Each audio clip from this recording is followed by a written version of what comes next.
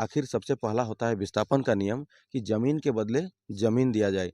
आज करीबन 22 पुनर्वास स्थल है हमारे इस चांडिल अनुमंडल क्षेत्र में स्थापित हैं, वो लोग कब्जा जमाए हुए हैं। दूसरी बात, जिनको मिलनी चाहिए थी नियोजन, जिन्होंने दिया ज़मीन, उन्हें नहीं मिली नियोजन। आज यहाँ पे स्वर्णरेखा बौद्धिश्य परियोजना कार्यालय में आप देख सकते हैं कि करीबन मोर देन 50% बाहरी लोग आकर यहाँ पे नौकरी कर रहे हैं। 116 गाँव। और दूसरी बात है कि हमारे क्षेत्र में पॉल्यूशन का लगातार बढ़ता जा रहा है। कहीं पे रेक के धुएँ, कहीं पे कंपनी की काली कमाई के धुएँ, क्या है? अभी हम हैं चांडिल डैम के किनारे और चांडिल डैम में करीब 116 गांव लोग विस्थापित हुए हैं, जो 116 गांव डूब चुका है। और उस विस्थापित लोगों पर जेएमएम हो, आसू हो, बीजेपी हो, कांग्रेस हो, सभी पार्टी ने यहाँ पर विस्थापित लोगों पर राजनीति किया है। गोपेश दा हैं, इनसे बात करेंगे कि जेबीकेएसएस क्या विस्थापित लोगों का कुछ सुधार करेंगे। देखिए, अवश्य ही अगर जेबीकेएसएस सदन में जाती है तो विस्थापन के सबसे बड़े मुद्दे जो हैं, आज हमारे ये ईचागढ़ विधानसभा जो हमको लगता है कि 40 साल से भी अधिक हो गया है ये मुद्दा, और करीबन झारखंड राज्य अलग होके भी आज 23 साल होके 24वें साल में चल रही है, लेकिन अब तक ये मुद्दा खत्म नहीं हुआ। इसका रीज़न कौन है और रिस्पॉन्सिबल कौन है, सबसे पहले हमको ये जानना होगा कि अगर कोई भी क्षेत्र विस्थापन का मुद्दा है तो विस्थापन के नियम क्या है, नीति नियम क्या है। आज कहीं न कहीं हमारे क्षेत्र के लोग, जो लोग 116 गाँव को खाली कराने के लिए और जिन्होंने 116 गाँव को उजाड़ने का काम किया है, तो 116 गाँव उजाड़ के उन लोगों को है कहाँ आखिर, उनकी जानकारी लेना एक अति आवश्यक है। आज जितने भी प्रशासक यहाँ पे आए हुए हैं, उन लोगों ने इस बात की गहनतापूर्वक अगर सोचने जाएँगे, तो कहीं न कहीं उनके आँखों में भी आँसू छलकेंगे कि और क्यों ना छलकें। आखिर सबसे पहला होता है विस्थापन का नियम कि ज़मीन के बदले ज़मीन दिया जाए। आज करीबन 22 पुनर्वास स्थल है हमारे इस चांडिल अनुमंडल क्षेत्र में। तो 22 अनुमंडल क्षेत्र में 22 पुनर्वास स्थल क्षेत्र में आप देखिएगा कि करीबन आधा से ज़्यादा हर एक पुनर्वास स्थल में जो लोग गैर विस्थापित हैं, वो लोग कब्जा जमाए हुए हैं। दूसरी बात, जिनको मिलनी चाहिए थी नियोजन, जिन्होंने दिया ज़मीन, उन्हें नहीं मिली नियोजन। आज यहाँ पे स्वर्णरेखा बौद्धिश्य परियोजना कार्यालय में आप देख सकते हैं कि करीबन मोर देन 50% बाहरी लोग आकर यहाँ पे नौकरी कर रहे हैं। उन लोगों का क्या अधिकार नहीं बनता है, जिन लोगों को ज़मीन दिया है, 116 गाँव का ज़मीन दिया है? तो फिर कहीं न कहीं ये सबसे बड़ा मुद्दा रहेगा। और हमें तो चाहिए कि अभी अब तक जो वर्तमान स्थिति में जो लोग 116 गाँव और 84 मौजा के लोग अभी भी उस पुनर्वास विस्थापित जगह में रह रहे हैं, सरकार गहनतापूर्वक इस पर कार्रवाई करे, अन्यथा उन 116 गाँव की विस्थापितों की स्थिति दुर्दशा क्या होगी, इस प्रकार का अगर रहा तो बहुत ही खराब स्थिति है। तो हम चाहेंगे कि सबसे पहला उन लोगों के लिए जेबीकेएसएस अगर कुछ कर पाई तो सबसे पहले उनके शिफ्ट करा के, जहाँ पे पुनर्वास स्थल बनाए गए हैं, सबसे पहले वहाँ पे उन्हें शिफ्ट कराना रहेगा, ये दायित्व रहेगा। दूसरी बात, ऐसे जगह पर उन्हें शिफ्ट कराना रहेगा जहाँ से उन्हें रोजगार मिल सके।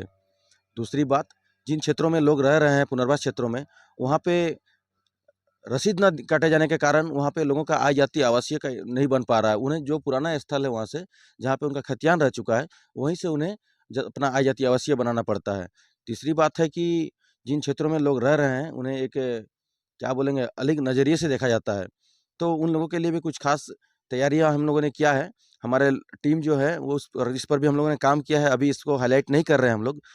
और आगे जिस प्रकार की जो रणनीति होगी, वो विस्थापितों के लिए एक ऐसी रणनीति हम लोग तैयार कर रहे हैं कि 116 गाँव और 84 मौजा को अगर इस पानी देख सकते हैं, यहाँ पे जो पानी दिख रहा है, ये कहीं न कहीं ये आँसू है, विस्थापितों का दर्द है। और इस दर्द को लेकर हम लोग सड़क से सदन तक पहुँचने में अगर जेबीकेएसएस की ये रहती है, भागीदारी रहती है, तो फिर अवश्य सदन में गूंजेगा कि 116 गाँव के परिवारों ने जो वोट दिया है, जो सदन में के लोगों को, जो सांसद हो चाहे विधानसभा के विधायक हो, उन्होंने अब तक इस विधानसभा के लिए और इस विधानसभा के 116 गाँव 84 मौजा के लोगों ने कौन-सा कदम उठाए हैं? कौन से नीति नियम और कानून का बात किए हैं उन लोगों ने?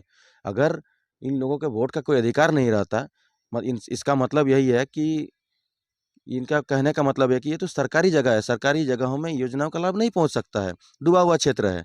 अगर योजनाओं का लाभ नहीं पहुँच सकता है, तो फिर आप भी वहाँ पर मत पहुँचिए कि 116 गाँव के 84 मौजा को लेकर हाथ जोड़ते हैं और कहते हैं कि वोट माँगिए।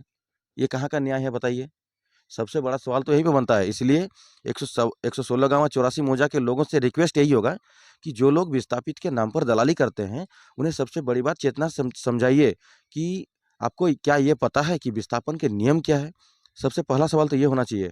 दूसरा बात, अगर विस्थापित के लिए आप दर-दर भटकना चाहते हैं, तो सबसे पहले बात तो विस्थापितों को एक होना पड़ेगा। 116 गाँव 84 मौजा को लेकर आप 4-5 गाँव को जाकर टारगेट करते हैं और किसी एक को उसका हिट लिस्ट में नाम लेकर कुछ भी बना देते हैं और उस चीज़ पर राजनीति करते हैं। और दूसरी बात है कि जितने भी लोग आए हैं, यहाँ पे सामने धरना देते हैं। आप बताइए, आपके बाप से अगर किसी को अधिकार माँगना होगा, तो फिर पड़ोसी से जाके माँगने से होगा? नहीं, पड़ोसी से नहीं ना देगा, नहीं, बाप से जाके माँगना होगा, तो सरकार के सामने इस बात को पेश करना होगा। यहाँ पे पेश करके कोई फ़ायदा है क्या? ये यहाँ पे क्या लोग करते हैं? जाके धरना में बैठते हैं। धरना में बैठने से क्या होगा? अरे ज़मीन दिए हैं हम लोग, राजनीति करेगा कोई और। ये कहाँ का विषय है बताइए?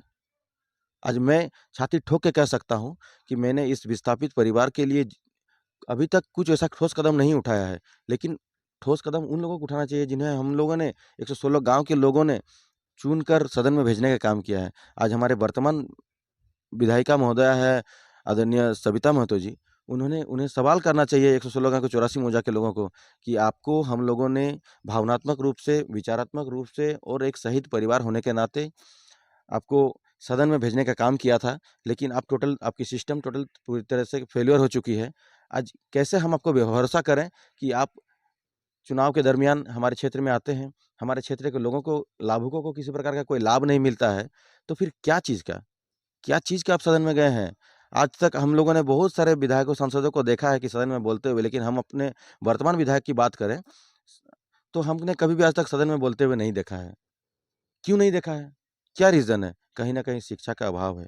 दूसरी बात है, अगर क्षेत्र के लोग अभी भी नहीं जागृत होते हैं कि हम लोग को अभी भी आजसू बीजेपी, जेएमएम, कांग्रेस ही बचा सकती है, तो कोई बात नहीं। लेकिन एक बात गौर कीजिए कि पढ़े-लिखे लोग जब तक सड़क में रहेंगे और सदन में जब तक मूर्ख लोग जाएँगे, तब तक नीतियाँ और रीतियाँ ऐसी ही बनती रहेंगी।